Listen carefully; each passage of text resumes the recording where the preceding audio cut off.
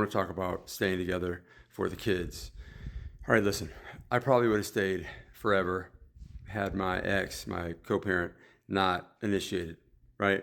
And I thank her to this day for initiating because she had the courage, the guts to call it, to know that it was going to be better ultimately in the long run for us not to be together than for us to be in the same house raising the kids together for years and years and years, right? Like she just could see like that wasn't going to be a good idea. I wasn't. That was fear, probably, right? Fear, or what kind of a man am I if the family breaks up? All that head noise about failure, about defeated, about fear, about what kind of man am I? I'm living in an apartment. My kids are coming here for a few days. Like that's failure. I thank her all the time, like for ending it. It's been over close to 4 years now, right? Like I said in other videos, we are great co-parents. We're on the same page. Matter of fact, real quick, just a little side note. Like here's how you know like things are really great with your ex, your co-parent. I like to say co-parent instead of ex. Like with your co-parent, like I reached out to her earlier today because we live a few minutes away from each other, same neighborhood. And I reached out to her and I was like, listen, drive slowly through the neighborhood because CHP is actually patrolling the streets today. They're out in the streets. I saw 3 people pulled over close to the house, tickets. And she was like, oh, good looking out, good looking out. So like when you're looking out for like, your ex, your co-parent, right? Like letting them know about the cops, like, hey, go slow, you catch a ticket. Like that, I think that means you're healed. You know what I mean? All right, never mind. I'm sidetracked. Getting back to the point. What would you rather have?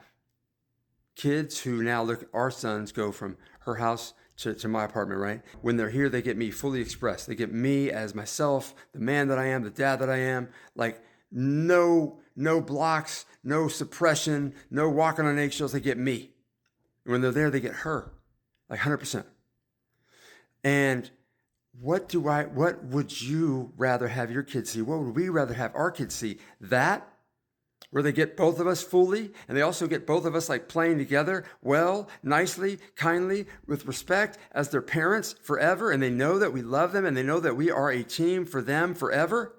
That scenario, or would you rather have it that your kids grow up and for 10 years, they're in a house with adults that don't love each other? They're in a house with 2 adults that don't even show love to each other.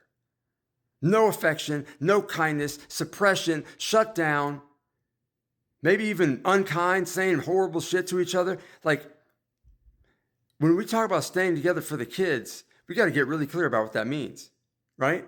Staying together for the kids might also mean we're going to do counseling, we're going to really work hard at making it work, and we're going to keep doing it and keep showing up for each other. And that's a whole different story, right? Mostly the people that I know that have stayed together for the kids, I'm trying to tell you, the kids are going to grow up and they're going to say, I wish you guys would have separated when I was 8. I wish you would have just divorced when I was 10. Why did you guys stay together this whole time? Think about it. Why would any of us want to be in that house? I don't like to be around people where the energy's funky for too long. I don't want to live with them for all those years, right?